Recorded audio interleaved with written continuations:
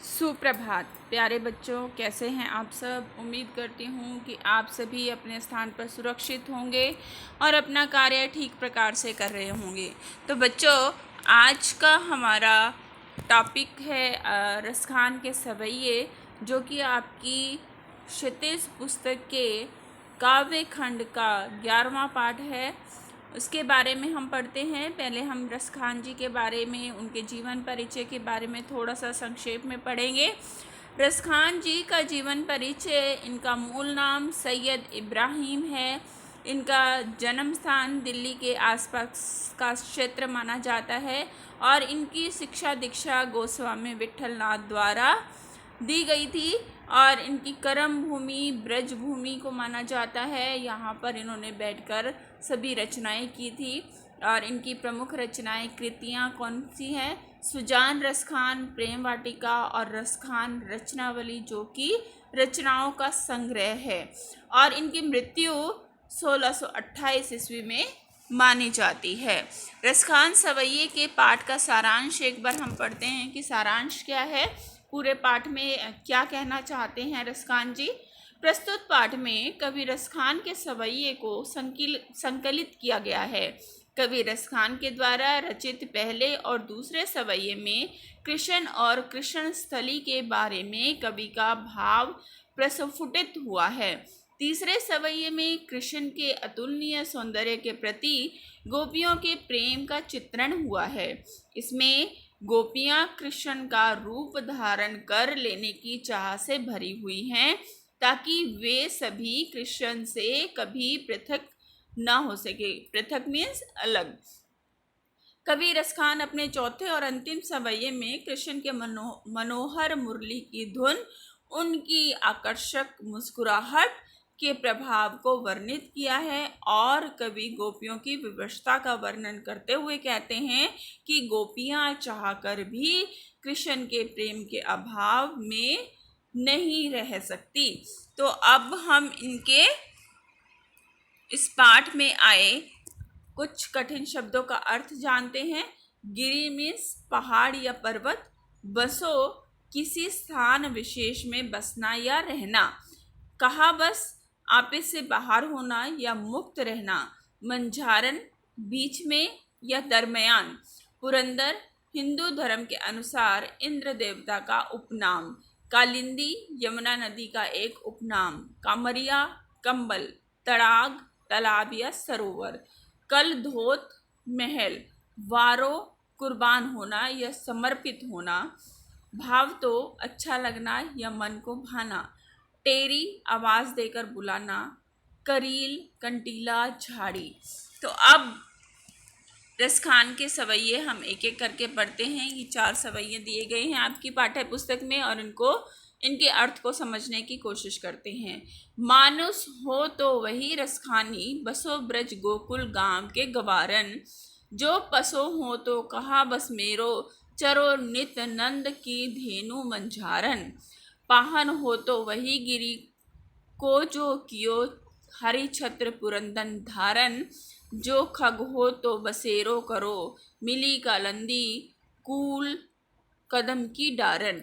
इसके अर्थ को हम समझते हैं। इसका भावार्थ क्या है? उक्त पंक्तियां कवि रसखान के सवैये से उद्धृत हैं। कवि इन पंक्तियों के माध्यम से कहना चाहते हैं कि यदि उनका जन्म होता है, पुनर्जन्म होता है, दोबारा जन्म होता है, तो वे मनुष्य योनि में जन्म लेकर ब्रज के ग्वालों के साथ रहना चाहते हैं। यदि उनका पशु के रूप में जन्म होता है तो वे ब्रज में ही रहकर नंद की गायों के साथ विचरण करना चाहते हैं। यदि उनका पत्थर के रूप में जन्म होता है तो वे पर्वत का पत्थर बनना चाहते हैं, जिसे हरि और श्री कृष्ण ने अपनी तर्जनी पर उठाकर पूरे ब्रजवासियों को इंद्र के प्रकोप से रक्षा किया था। यदि उनका पक्षी के रूप में जन्म होता है तो वे यमुना किनारे कदम की डालों पर डेरा डालना चाहते हैं। कवि के उक्त चाहतों से ज्ञात होता है कि वे किसी भी हाल में श्री कृष्ण के सानिध्य को प्राप्त करना चाहते हैं, चाहे उन्हें इसके लिए किसी भी योनि में जन्म लेना पड़े। यानी चाहे वो पेड़, पहाड़, पत्थर, या मनुष्य किसी भी रूप में अगर वो जन्म लेते हैं तो वे ब्रज में ही जन्म लेना चाहते हैं ताकि वो श्री कृष्ण के साथ ही हमेशा रह सकें।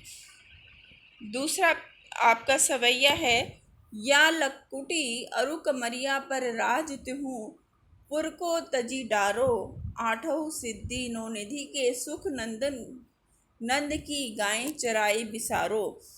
रसखान कबो इन आखिन सो, ब्रज के बन बाग तड़ाग निहारो, कोटिक एकल धोत के धाम करील के कुंजन ऊपर वारो। यहाँ पर इसका अर्थ हम समझते हैं। उक्त पंक्तियाँ कवि रसखान के सवैये से उद्धृत हैं। कवि इन पंक्तियों के माध्यम से कहना चाहते हैं कि यदि उन्हें गोकुल के ग्वालों की लाठी और कंबल हेतु तीनों लोक का राज त्यागना पड़े तो वे किस ऐसी चेष्टा करने के लिए तैयार हैं। कवि कहते हैं कि वे नंद की गायों को चराने का सुख प्राप्त करने के लिए आठों सिद्धि और 9 निधियों का सुख भी त्यागने को तत्पर हैं। कवि अपनी खुली आंखों से ब्रज के वन, बागों और सरोवरों को पूरा जीवन निहारने की चाह रखते हैं। कवि आगे कहते हैं कि वे पवित्र ब्रज भूमि की कंटीली झाड़ियों के लिए स्वर्ण के 100 महल भी त्यागने के लिए तैयार हैं।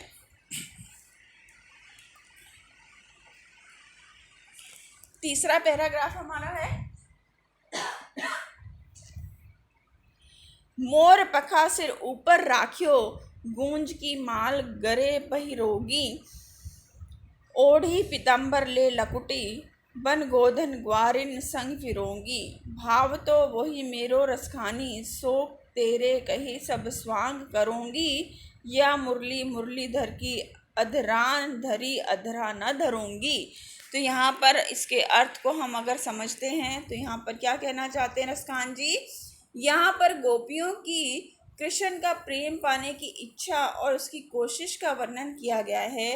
कवि कहते हैं कि कृष्ण गोपियों को इतने रास आते हैं कि उनके लिए वे सारे स्वांग करने को तैयार हैं। वे मोर मुकुट पहनकर, गले में माला डालकर, पीले वस्त्र धारण कर और हाथ में लाठी लेकर पूरे दिन गायों और ग्वालों के साथ घूमने के लिए तैयार हैं। लेकिन एक शर्त है और वह यह है कि मुरलीधर के होठों से लगी बांसुरी को वे अपने होठों से लगाने को तैयार नहीं हैं। यानी वो श्री कृष्ण जी से इतना प्यार करती हैं कि वो भी किसी भी रूप में रूप धारण कर सकते हैं, बहरूपिया बन सकती हैं, लेकिन वो श्री कृष्ण के साथ ही रहना चाहती हैं। अंतिम आपका सवैया आपकी पाठ्य पुस्तक में दिया गया है, काननी दे अंगूरी रहीबो, जबहि मुरली धुन मंद बजहि, मोहिनी तानन सो रसखानी, अटा चढ़ी गोधन गहे तो गहे, टेरी कहो सिगरे ब्रज लोगिन, कालही को कितनो समझू हुई, मायरी व मुख की मुस्कानी, समहारी न जही न जही न जही। तो यहाँ पर इसके अर्थ को हम पढ़ते हैं।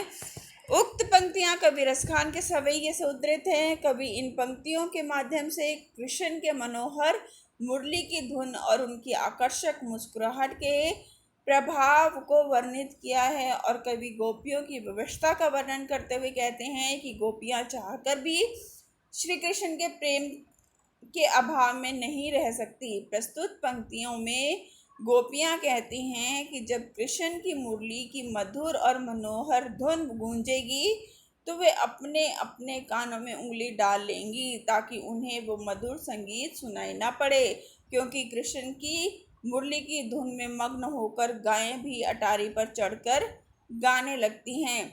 ब्रजवासी ये कह रहे हैं कि जब कृष्ण की मुरली की मधुर ध्वनि वातावरण में गूंजेगी तो उसकी धुन सुनकर गोपियों की मुस्कान संभाले नहीं संभलेगी और उस मुस्कान से ज्ञात हो जाएगा कि वे कृष्ण के प्रेम में डूबी हुई हैं।